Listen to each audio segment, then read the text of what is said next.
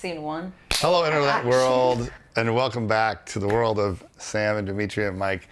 We are now taping part 4 of our continuing series on the origins of Christianity. If you're watching this, you've probably seen at least one of the past 3 ones, but fundamentally, we decided to take an objective look on what Christianity is. We're going to look back through history and use the historical critical method and see what it actually was at its origins so that we get a better handle on it. And that's what we're doing in these series of videos. Before I get too far started, though, I want to do introductions like we do every time. I am Michael Sullivan. I'm Demetria Sullivan. I'm Samantha Kelty. I didn't really mean for you guys to talk yet. Oh. I think we know. So I'm, a lifelong student of theology, even though I'm a lawyer by trade, and these two here are for color commentary, right? Yeah. Demetria and Sam are both seniors. And a little eye candy, baby. Well, drink it in, folks. Drink it in. So, but we usually start off with a little check-in on the love lives. Yes. Oh, and we almost forgot. Hi, Bob. Hi, Bob. Bob's the man. Today, Bob is wearing a shirt that is pretty damn depressing. It says is. Things will be okay, and there's an asteroid about to hit the dinosaur. Yeah, that's Bob, though. Yeah. Bob's What kind do of you expect from Bob? Dark humor kind of a guy. I mean, if he was wearing a shirt, any other shirt, Yeah. it would kind As of long be. as he doesn't talk our ear off like he does every time, we'll be fine. Silent Bob. How is your love life, Sam? Last time I checked in, we do this about every month. Yes.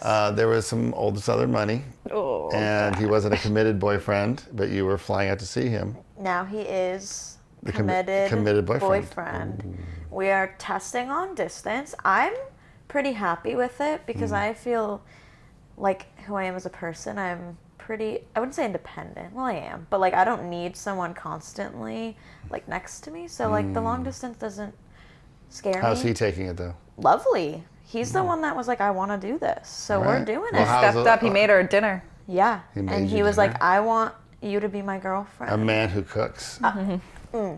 Yeah. And Demetria, I understand. The last time you were broken up with Dude, your I boyfriend. seriously can't even do this every month. I can't do this again. How do you think we feel about it? Do you have a boyfriend now, Demetria? You were single last time. Yeah. You do? No. How long is Oh, you were playing with me? Yeah. She was playing with me downstairs. I knew you were doing it. I knew you were Yeah. Or maybe I not mean, even. who's named Truman? Yeah, a boyfriend named Truman. That's ridiculous. All right, let's get on to the meat of artists. You just gave her a look. She does have a boyfriend named Truman. Yeah, she does. She does. And it's 24 hours old, right? Yeah. I give up. We're going to stop this. I just... Check in next month. Who I've knows where I'll lost be. interest. Here's the key, Next. folks. When you have a young daughter, do not invest yourself in the concept of any one boyfriend until such time as they've been dating at least 6 months. Because, you got to play the field. You got to see what's out there. You got to find the right mate for you. You're right. True that. Man's name is Truman, huh? It's his middle name. That's same with Strother. It's Yeah, his middle it's name. not a Sometimes the middle name is a bit out there, and I can't All help. right. I honestly appreciate a good middle This was name. an amusing start, but we have to stop this. Sorry, your middle name is Ward. As in Ward, I'm worried about the beef. Ward's a cool name. Okay. So anyway, and what we did is we did part 1, and we talked about belief systems and how you get attached to belief systems and how it takes a lot of courage to directly look objectively at your belief systems, but we decided to do it. And in part 2, we looked at all the evidence to see whether Jesus actually existed, and we determined that Jesus did exist, but we also determined that any one thing he said or did, you don't really know if it's true or not, because it's at least a generation of oral tradition. And so when I say going forward, Jesus this, Jesus that, what we're really talking about is the Jesus tradition, which is the first, Jesus and then the disciples afterwards, right? And then we did part 3 last time, which is pretty cool. Settle down. I just can't stop watching Bob.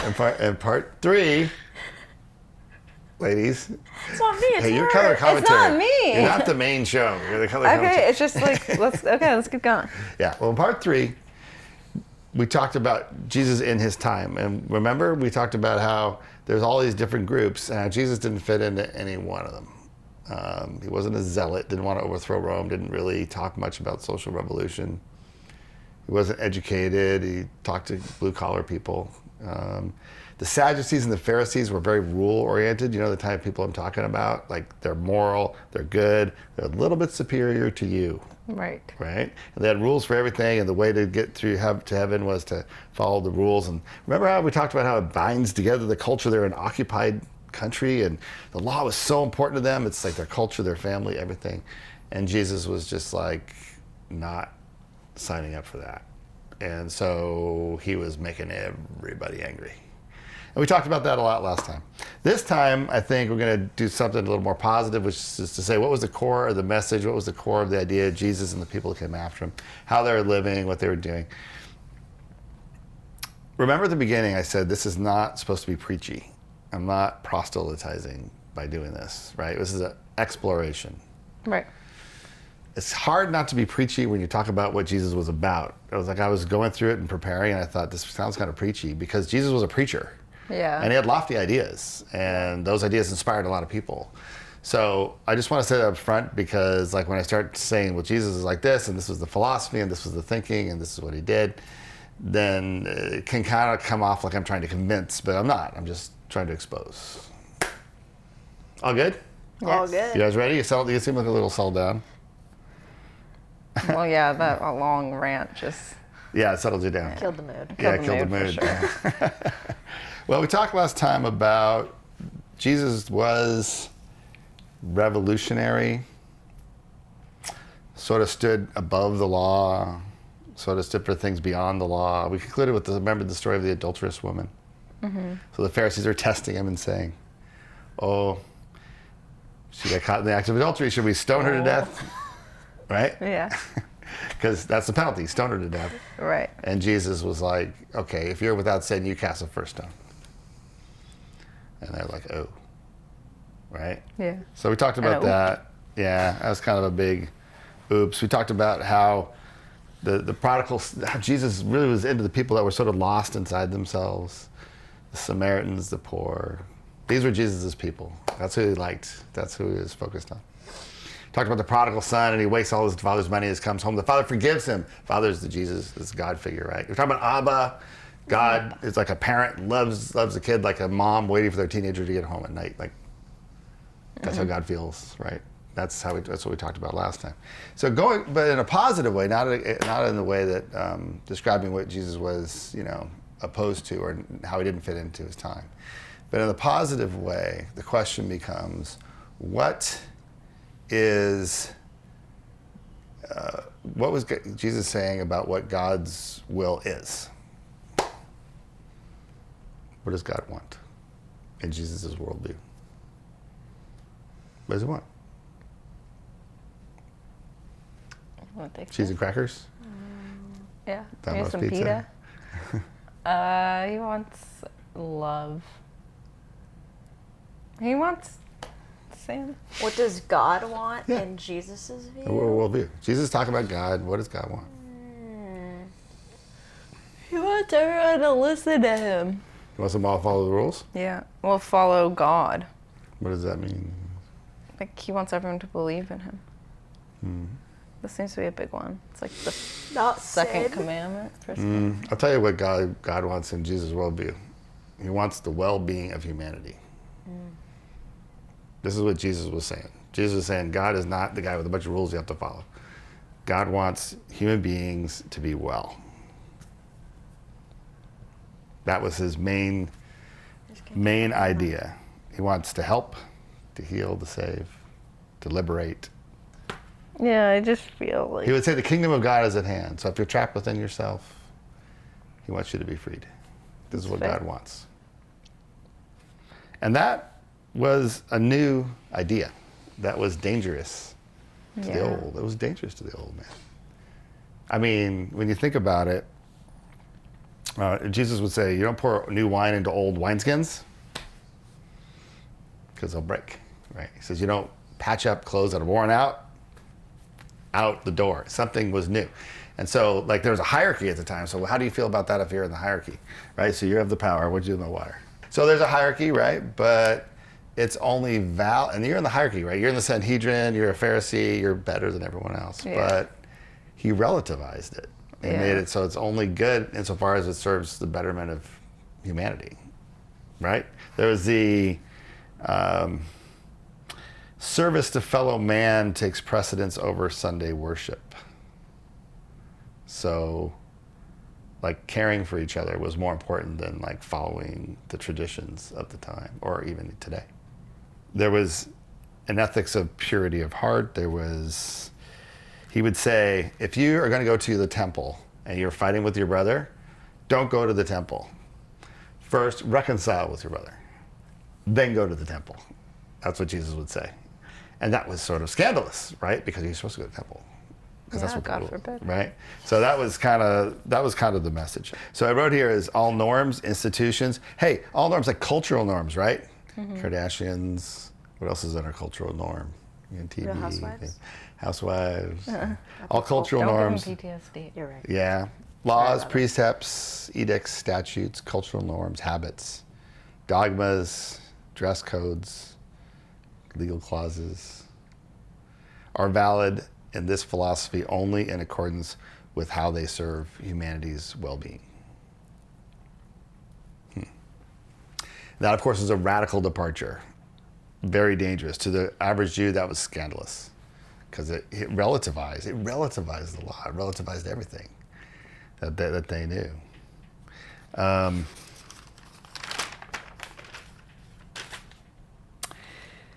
What then is the behavioral norm? If God's will is for people to be well, like be healthy and happy, right? Then what is the main rule? We have the 10 Commandments. Don't lie, don't cheat, don't commit adultery, don't steal, don't kill, worship God, don't take God's name in vain. But Jesus replaced that, right? Not replaced it, but had a bigger commandment that superseded that. You must know this. I sent you to religious schools. What is the core principle? The core behavioral norm? Love others. Treat others as how wanna you. be No, that's treated. the golden. Oh, that's the golden.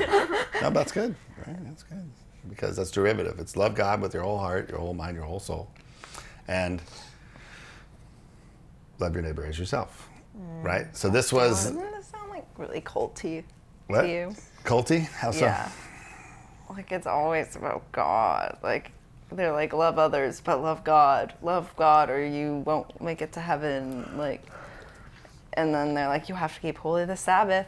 Don't say my name in vain. Like, make sure you adore me. It sounds pretty culty. Sounds kind of culty. Yeah. All these rules. Yeah. Yeah, but you just went through all the 10 Commandment rules, right? That's what I'm saying is Jesus said, Well, I know. not so but- much as love each other. Yeah, and that's fair, and that's great. But Yeah. you just don't like it anyway. I just feel like. Well, what do Do you... you see the culty? Yeah. When you say like love your neighbor as yourself, Yeah. wow, how does that make you feel? Doesn't. To be real, it's like I like the idea of it, but I don't like that it's coming from like a biblical. You don't like it coming from God's source. Yeah, I don't like it coming from a God source. You want it just to come because of your human being. Yeah, exactly. Right. I don't like it being rooted in some. So you type like the of second way. part, but not the first part. Yes. Yeah. You want it to be just people loving each other. Yeah. It does. God really doesn't need to be there. Yeah, Yeah. but you're a big atheist. Exactly. It's true. We true. both are. Well, I'll tell you more A little about that. biased. Let me keep going through it though. Yeah. No, I it's think fair. because there's more like, to Jesus it. said some cool stuff. Keep going. Well, I mean, I'm just telling you what he said. Yeah. Right. So in this way of being, Jesus used the word love very sparingly. He didn't say love very much, only in this actual context. But everything he did was permeated with that. Everything he said had that behind it. It was all about loving God and loving each other. So loving God was the metaphysical basis for the reason why you would love other people. Love of God without love of people is not love. So if someone is pious and they love God, but they don't love people around them, it's what do they say in Corinthians? It's you're empty, you're a clanging bell or clanging cymbal. You're noisy, but you're not having any meetings. Yeah, something like that. It's said at weddings. Oh yeah, it is. Or no pious talk when you're supposed to be helping someone. Oh, the best parable that kind of describes this was the field workers. So the guy goes out and he says, okay, all you people come work in my field and I'll pay you a day's wage. And they do. And then it's at noon, he goes, I get some more. Come work in my field and I'll pay you. At midday and then at evening, he gets different groups. At the end of the day, he gives everybody the same amount. He gives all the workers the same wage, as if they'd worked the whole day. Right? And then the ones that just were working since the morning said, hey, that's not fair. We've been working since the morning. And then the God figure, the owner, says, you got what you deserved. You got a day's wage. Right? So, and the analogy being that the love is given equally, irrespective of what you deserve or don't deserve. And this is the core of what early Christianity was about, was the idea that love was given freely to everybody all the time. You loved your neighbor as yourself. Another thing it's interesting, is that it was love of neighbor, right? Jesus didn't say like, oh, I go love all humanity. That wasn't it. Why? I mean, why is it love of neighbor? Why is that? Yeah, because it's not like it's like it could be a random person. Well, I have like the children in Africa. I send them $20 a month. Oh God, yeah, you have to just like share that. Well, I'm just saying, okay, but that's not that hard. All I gotta do is write a check. Yeah. I never met them. Yeah. I never fed them. Yeah. I've never seen them. Yeah. Yeah. I think love of neighbor is really more about like living it in your life concretely all the time. Like it was about action. It's about connection. It's like love means like personal. It's personal. I think that's really what it's about. I mean, they had this thing recently, not recently, a couple of years ago I read about, where they did a test on a bunch of seminarians, people that want to be priests.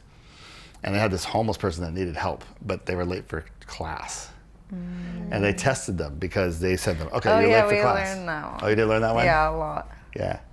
And like half of them just walked by the homeless person. Really? Yeah. Well, half of them didn't.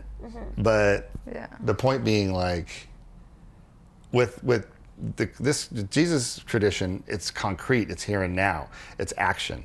It's like you love the person that's in front of you. And that is what the ethic is. It isn't about a broader based theoretical philosophical love.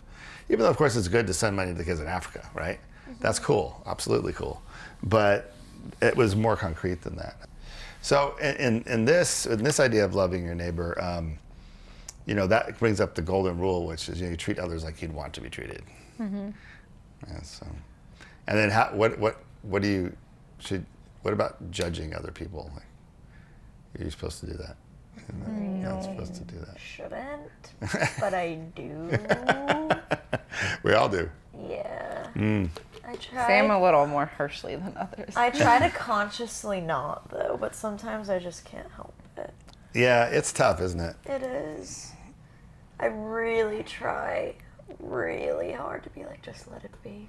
But in this philosophy, the extent to which you love God is measured exactly by how you love people.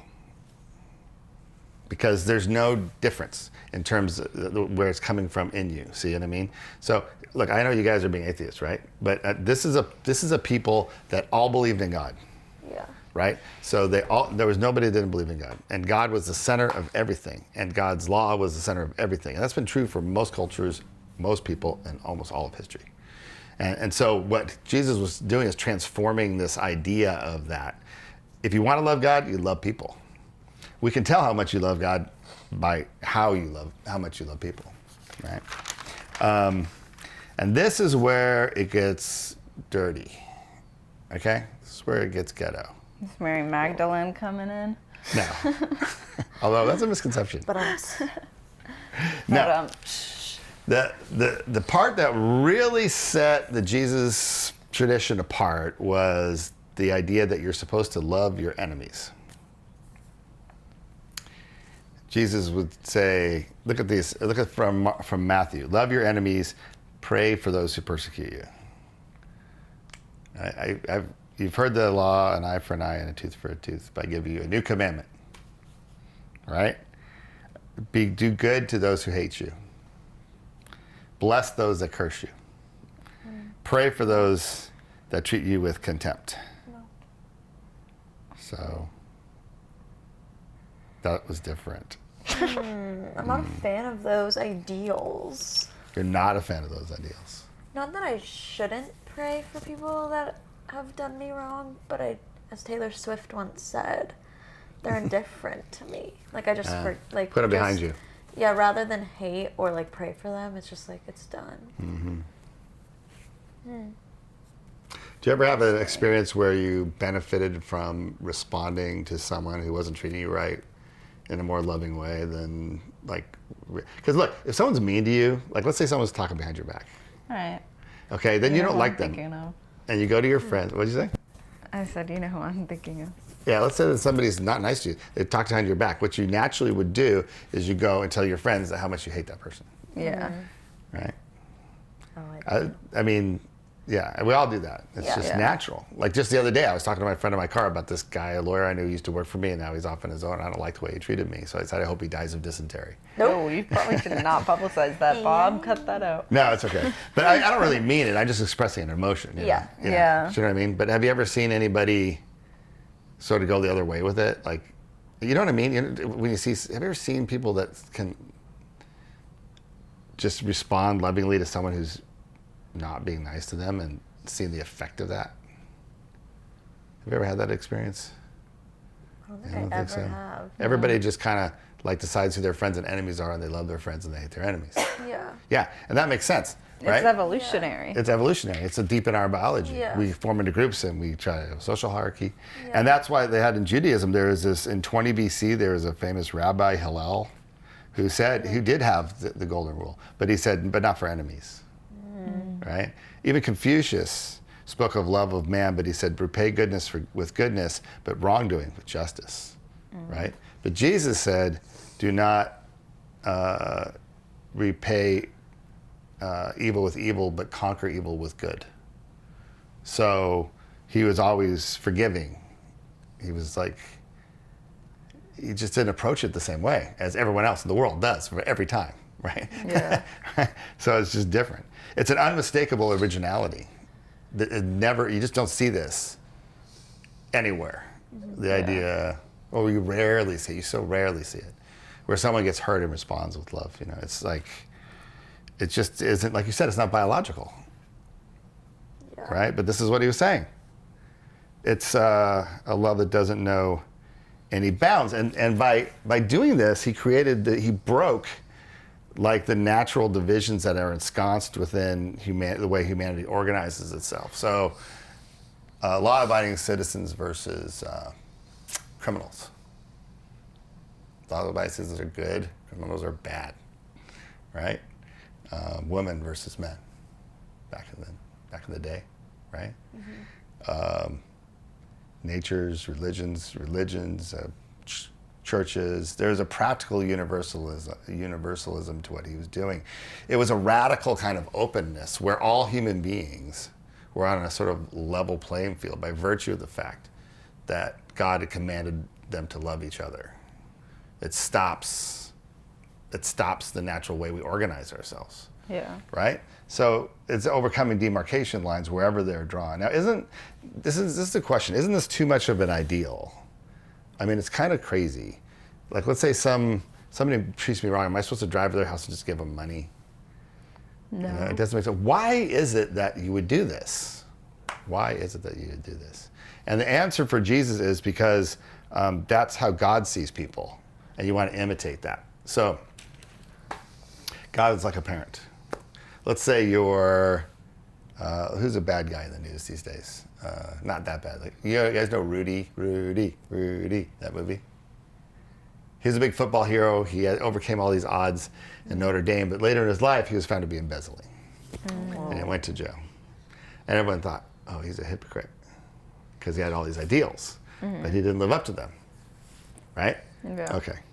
So the way I was thinking about it is, so no one likes him. Or Michael Jackson. They had the thing on Michael Jackson, he's a pedophile, right? Yeah. So he's a jerk. He's a bad guy, Yeah. right? Not a good guy. I mean, he made a lot of beautiful music. He's a human being, so he's kind of a mixed bag. Yeah. Right? But he's got some badness in him. Did some bad things.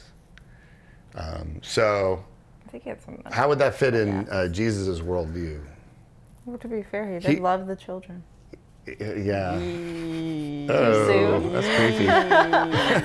Now you're just being weird. I think. Mr. Attorney, shouldn't you add the word allegedly to that? No, because he's dead, yeah. And besides, he totally did it. Here's the point, I think, of what the Christian message was in its origins was, let's say you were Michael Jackson's mom, and you knew about his whole life. Yeah. You know, how would you feel about him? Well, the whole family denies it. I think it's hard to like admit something like that to yourself. But let's say 'cause- you did admit it to yourself, and you're his mom. Well, because it's just like one part of the person. Yeah. There's like a lot of other parts. So if you were Michael Jackson's mom and you knew the truth, you'd still love him, right? Yeah. I mean, and you would say, well, maybe he can get better. Yeah. Maybe he can get treatment. And yeah, you hurt people, but you know, he's still a good boy. Yeah. I still love him. Yeah. You know, because you're his mom, Yeah. right? You can't help it. Yeah. It doesn't matter. You're always going to be on his side. Yeah. Even if you think maybe he has to go to jail, or even if you think he has to pay a lawsuit, or even if you think he has to apologize, or even if you have to do something to help his victims, Yeah. you're going to love him. You're going to see him through the eyes of forgiveness. You're going to want him to have a second chance, Yeah. right? So this is what I think they're talking about. He's talking about when he says love your enemies. He's talking about seeing everybody through God's eyes. If you could see everybody and everything through God's eyes, then it changes everything. It makes the perspective different, right? Your perspective becomes different. Everyone that you are encountering with or fighting with or your enemies, you're not going to see them. If you saw them through God's eyes, you wouldn't see them the way you see them through your own eyes when you're just mad at them. Yeah. Yeah. So if someone talks bad behind your back, you would naturally go and tell, you tell Demetria, this person's such a jerk. Yeah. But if you were that person's mom, or you saw that person through God's eyes, you would say, it would change things. You might say, well, why are they doing that? What's going on with them? Like, how can I help them? Like, how can I talk to them? What can I do? And it changes your orientation. So there's a fundamental shift. So when Jesus talks about radical love, he's talking about adopting a deeply different perspective on all of your relationships and even yourself. If you look at the way God appears in the Jesus stories, the parables, he'll say he's a forgiving judge, right? He's the father welcoming home the prodigal son. He's the lender that forgives a debt. He's a man who sees a treasure in the field, and then I gotta have this treasure because it's worth so much money. And then he goes and he sells everything he owns, right? Mm-hmm. And he buys the field so he can have the treasure. And that's a God figure, right, doing that. Now, that's the guy buying the field, but what is the treasure? Anyone? Human beings. The treasure is you. The treasure is you. That's what Jesus is saying, is that's God's orientation towards you. He'll sell everything. He loves you that much. And so when it comes to us treating each other, and that's why you say, well, I don't like the God part. The reason the God part is so central in Christianity is because that's the reason you have it in you, because that's how God loves you. Because God's shown you that, you felt it, you know it, and it spreads through you to other people. It gives you the reason why you can see things like God does, or love the way God does. And that's why the first part, love God with your whole soul and your whole mind, is important, because by doing that, you dedicate yourself to a perspective on that transcends your otherwise survivability state. Mm-hmm. See what I'm saying? So in this sense, this is truly radical. I mean, it's beyond just Jesus not fitting in his time. He doesn't fit in now. He's not on the left. He's not on the right. You know, it's a more deep challenge to human nature as it appears to be. It's a radicalism of love rooted in God, bluntly real, which rises above any ideology a human being has. So I could do this for either political party, but I'll say, let's say you're a liberal, okay? And you think, I like to save the earth, and I like to give people civil rights, and I like the government to do good things for society. Republicans don't like that. They're a bunch of dicks, right? Or you could be a conservative and say, I like for society to progress, and I like to protect our fundamental values, and I like to what other things. But liberals are stupid. They don't understand. Well, it's like the Christianity thing is just beyond that, right? Yeah. Because it's like everybody is loved by God. Everyone should orient themselves towards caring for one another. That simple. Doesn't mean you can't disagree, but vilifying your opponent, hating your opponent, like making disagreement a source of selfishness and hatred it's just totally different. See, it's just different. It's not like any way that we think otherwise, and not like anyone thought before Jesus otherwise, which is why it was so radical. And it means, and it has some implications. One is radical forgiveness. So they asked Jesus, how often must you forgive your brother? Do you have anyone you hold grudges against? Yeah. Yeah? Wait, tell me. You know. I won't get mad at you or anything. You know who. Oh. Yeah. Oh, you don't want to talk about it? Well, I don't want to well, this video might become famous. Give him a different name. Abraham. Abraham? Why do you hold a grudge against Abraham? Because I just can't stand him. Because you can't stand him? He's just, his mind is wrong. How's It's turned the wrong way. How's his mind wrong? We just don't see the world the same way. But you said his mind is wrong. What's wrong with it? Oh, yeah. Oh, fuck that guy. I know. You mean, since we're on tape in front of the whole world, you mean screw that guy? Yeah, screw that guy. Yeah, Sorry. but why? You not want to talk about it? It's okay. No, it's like we can talk about it. Yeah. Why do you hold a grudge? Well, do you remember the I was Oh, over yeah, it, you but guys then were- but then it's like that all came out of Besides left the text, field, said a whole and I bunch was of like, mean well, stuff. screw you. Said a whole But bunch it's of mean probably stuff. just because he was saying shit about me, so then I got mad at him. So you got mad at him, he got mad at you, Yeah. you got mad at him, But it I- escalates, Yeah. right? So this is not It's forgiveness. not productive, but I don't want to forgive. Well, you're in a fight, and it's cool. Like, no one's judging anybody for that. Yeah. Okay, but the point, the point is, like, it's so easy to see what's wrong with somebody else. It's so hard to see what's wrong with yourself. Yeah. And when you get in conflict with someone, we naturally think, this is why this person is wrong, and this is why I'm right. Yeah. And then we start hitting them over the head with it. Right? Yeah. But this is, what are you guys whispering about? You're not supposed to whisper in class. You're going to pass We're in notes? class. You're going to pass notes I next? passed notes in class the other day for the first time. Oh, that must have been It was refreshing. freeing. Yeah. So, but it's not comporting with, I mean, look, this is the cycle, right? And you see it on national levels, right? You know, tit for tat, get angry, but Yeah. shoot each other in the face with a bazooka. Yeah. Yeah, this is what we're talking about, radical forgiveness. So that Jesus would say, hey, if you see a splinter in your brother's eye, why don't you take the log out of your own eye first, you hypocrite? Right? Because we are hypocrites. We tend to like look at other people and see all their faults, but we don't notice our own faults. And then we don't get anywhere because we're not like getting to be better people. We're just sanctimonious retreat against the world. And what do they say? Don't get angry with people whose sins are different than yours. Yeah. I thought it was pretty funny. And then there's a parable of the unmerciful servant. So what happened is this guy owes his boss some money, and he goes to the boss and says, I can't pay you back. And if the boss wants to, you can throw him in debtor's prison. That's what, back in the day, if you owed money, you couldn't pay, you went to jail until you paid it, which you couldn't pay because you couldn't work. So you rotted there the rest of your life. Okay. So the boss says, you can't pay it back. And the guy says, I can't pay it back. And the boss says, you know what? I'm gonna forgive the debt.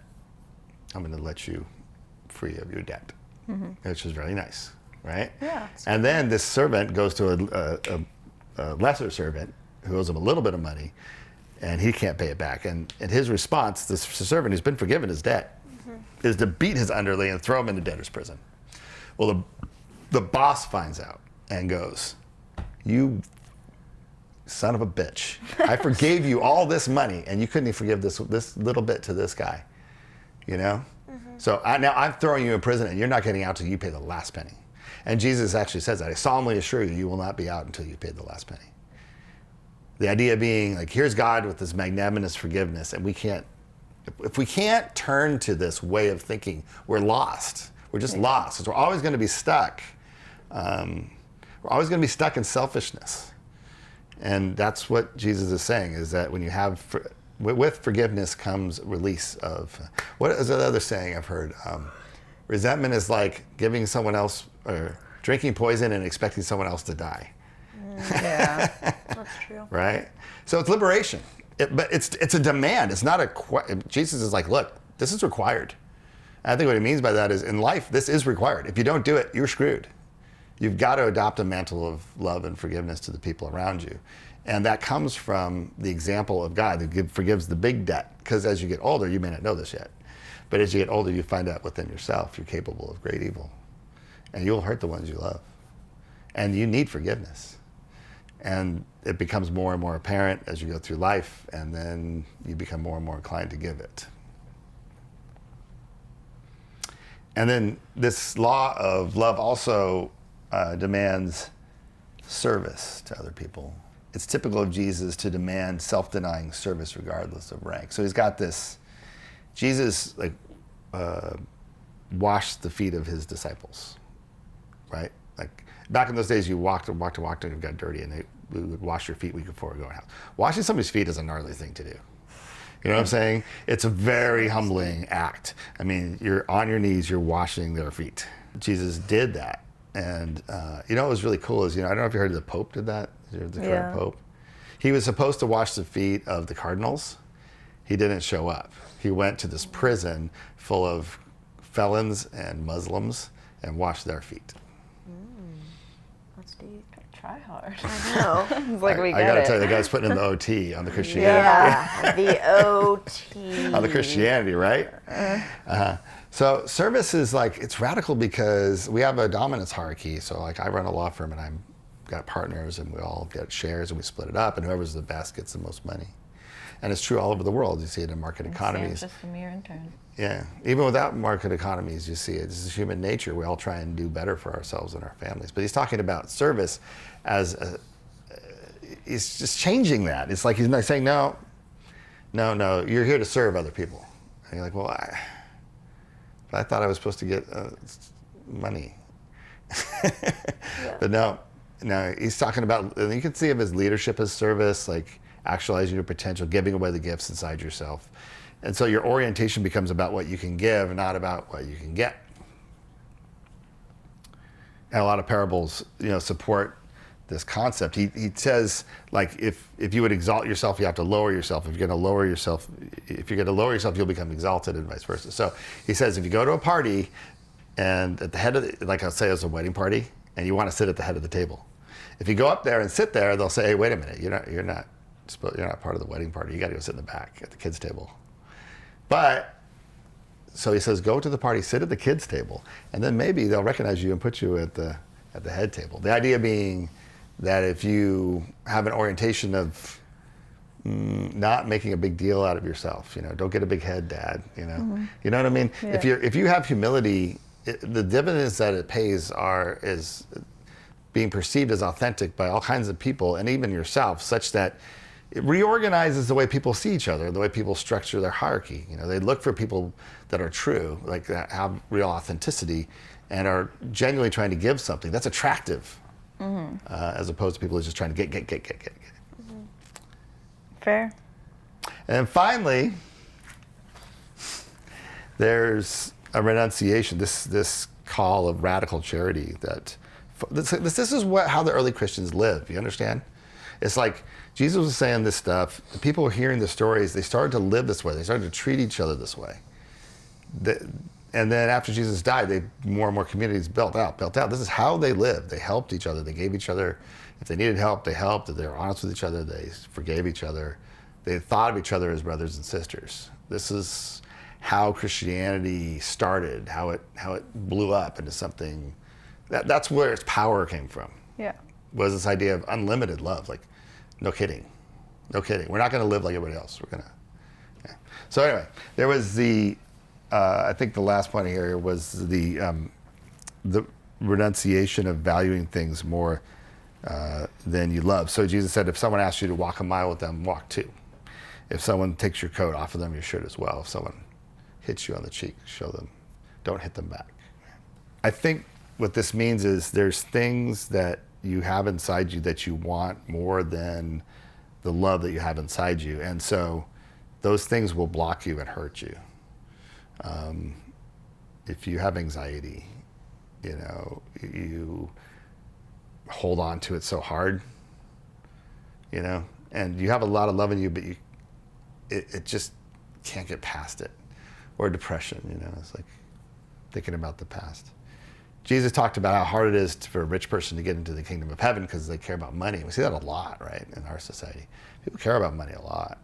And you value people and rank people based on how much they have, how good looking they are. And then your identity becomes about those kinds of things. Yeah.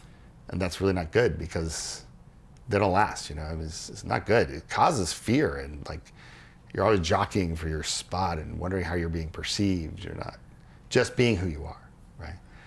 So there's the rich man, there's the people with money that come up to Jesus. So, and it's a different thing for each person. So this one guy's a tax collector, he's stealing from people for the Romans and keeping some for himself. And he comes to Jesus and he's crying and he says, I'm sorry. And he says, from now on, I'm not going to steal from anybody. I'm going to keep being a tax collector and working for the Romans, but I'm just going to take what's fair. And Jesus says, okay.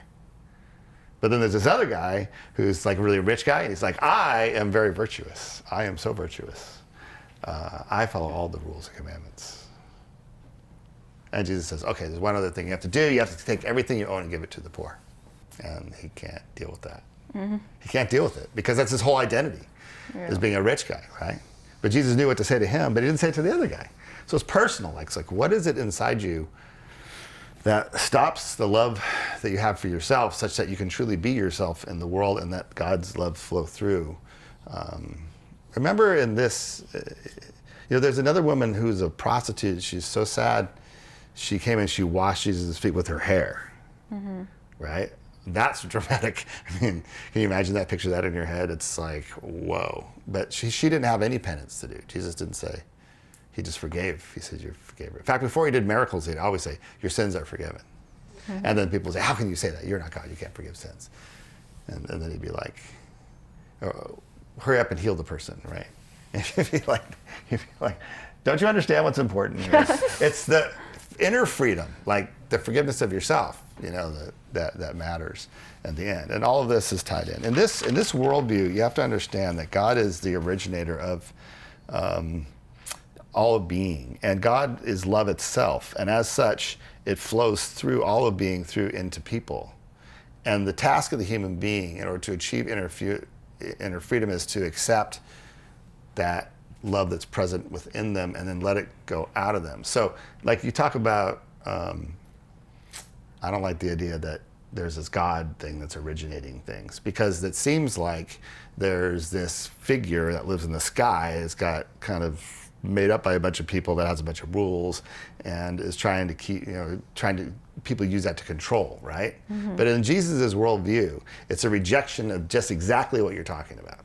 Yeah. Jesus is rejecting that. He's saying, no, this is unmitigated, revolutionary love through everything and everyone. And accepting it is the way that you find your way out of your own inner traps. And so he says, anyone who would save his life will lose it. And anyone who would lose his life will save it. Meaning, if you lose who you are, if you lose your self-image, your persona, how you're being perceived by other people, what you're telling yourself you are, what you're worried about, what you're scared of. If you lose all that, you will save yourself. If you try and promote all those things about yourself, you will lose yourself. Yeah. And so what's required is a complete conversion from the ground up, a reorganization of values in a different perspective based on a spiritual realization. So, I told you this one could sound a little preachy. It was fair. So I'm sorry about that. But I wanted to get across, the point of this session was this thing. Because this is, I think at the end of the day, this was what we asked, what made Christianity so explosively popular? Why? Why is it so incredibly popular throughout the Western world, even to this day? In every generation, a genuine challenge and the stage for the battle between good and evil. It's because of these concepts. This radical differentiation from normal life to the realization of divine revolutionary love. And I'll stop there. That's where I'm going to stop. How do you like that? You guys have anything else to say? You guys were really happy when we started, and now you seem all somber. Just signing off. We're signing off. You ready to sign off? I'm ready to sign off. Okay. Say goodbye to Bob. Bye, Bye, Bob. Bob. Bye, Bob. Till next time. Till next time.